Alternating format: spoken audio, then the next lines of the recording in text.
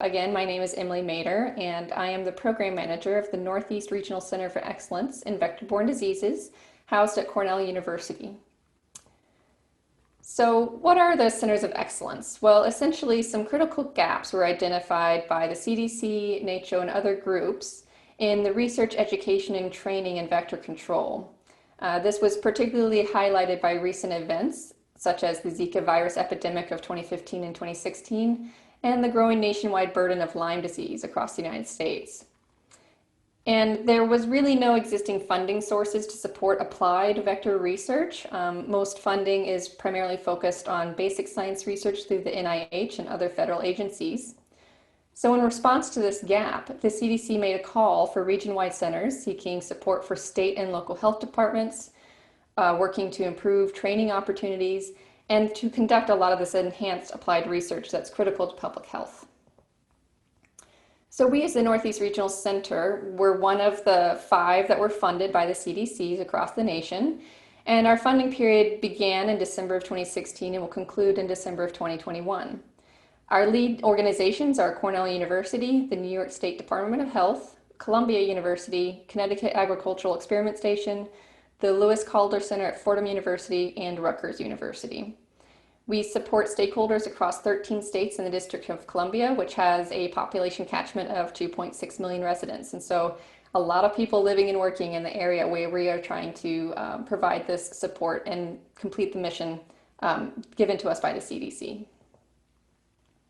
We do have 3 overarching goals, and I want to reiterate that these overarching goals are shared by all of the centers of excellence across the nation.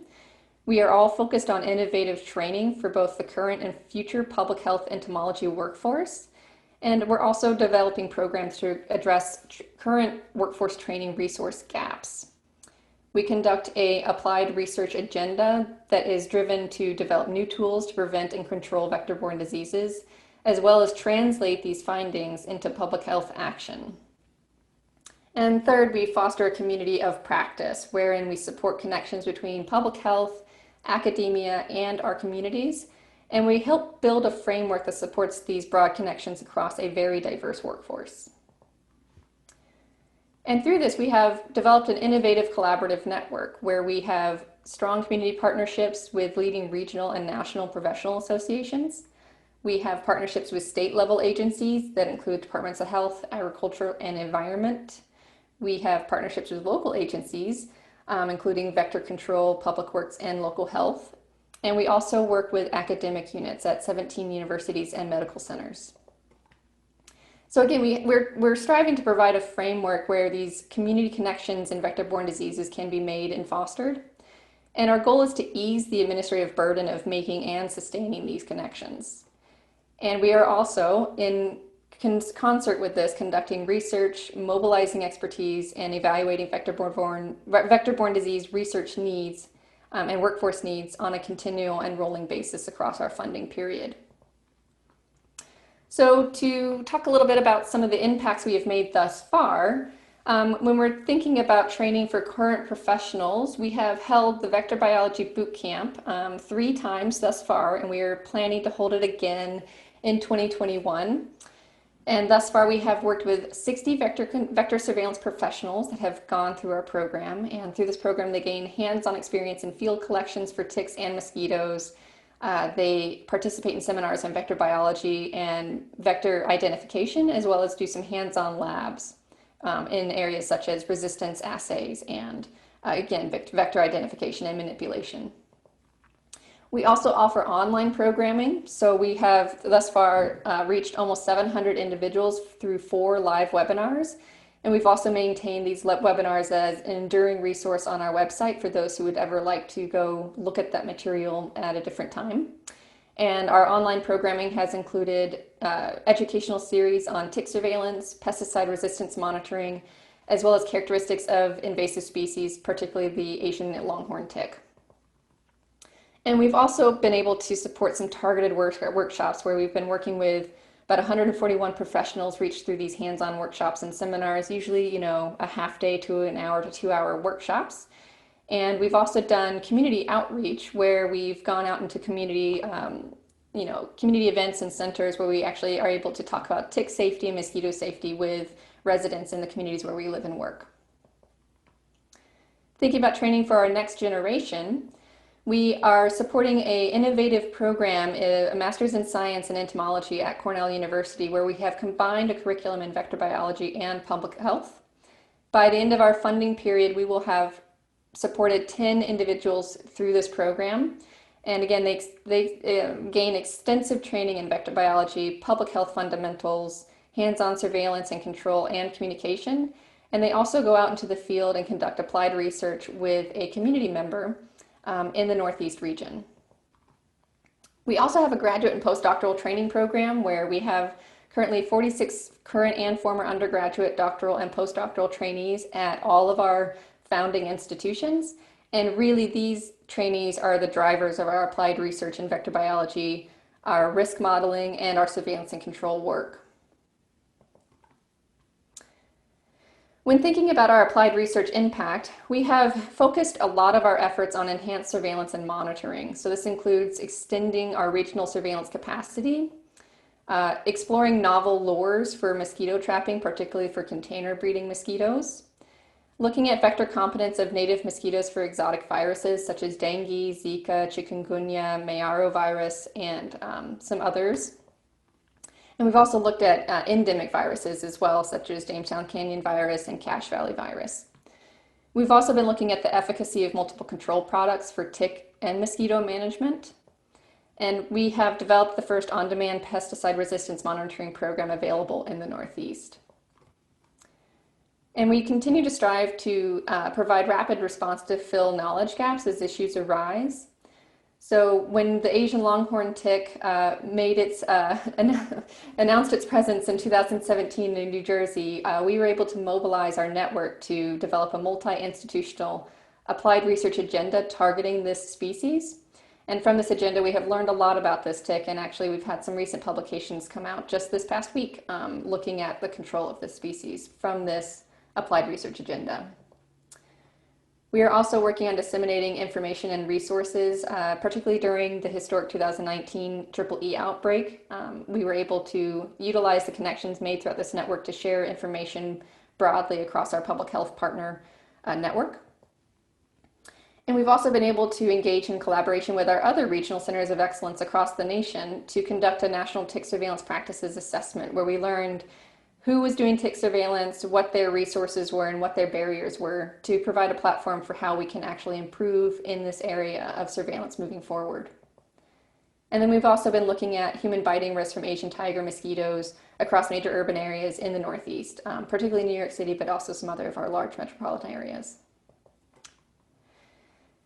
And then thinking about our community of practice, we have been trying to support working groups and increase connectivity across the region. So this includes working groups looking at tick and mosquito issues.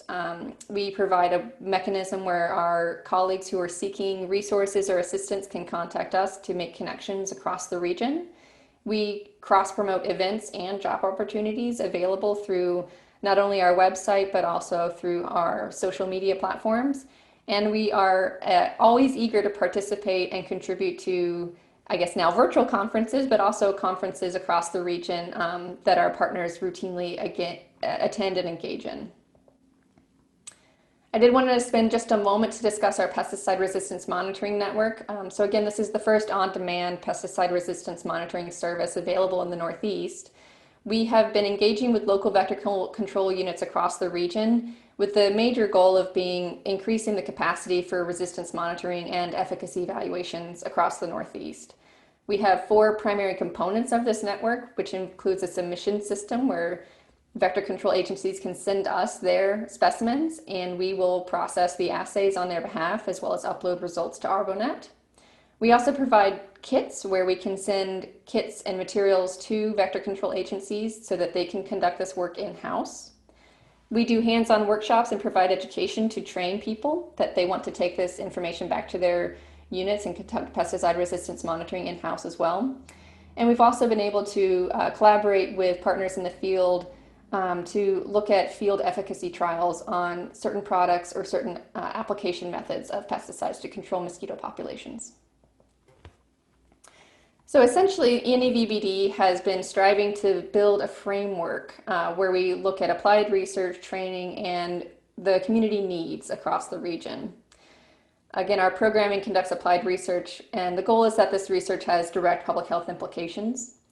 And we are striving to provide novel and responsible training programs to fill workforce gaps as they come to attention, as people reach out to us and let us know that, hey, we need assistance in this area.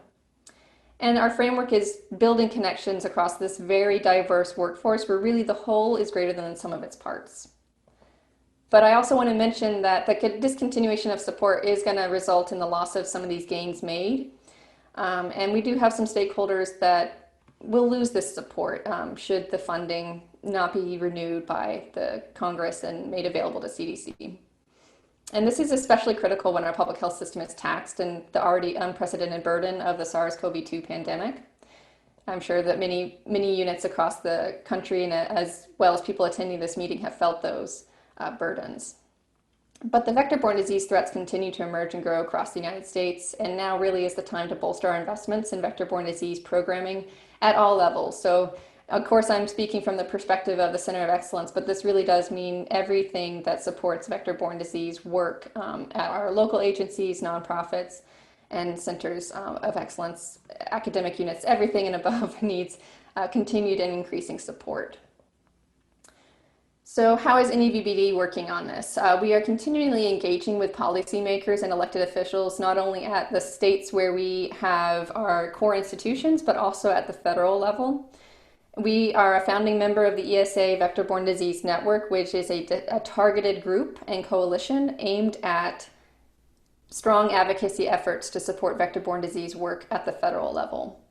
And we're continually conducting needs assessments that reflect the priorities of our professional communities so that as opportunities arise, we're able to mobilize rapidly to address the needs that are present and affecting the workforce presently. So in closing, I did want to highlight some upcoming opportunities. So in case you're interested in getting a little bit more involved in our programming, there are a couple things coming up.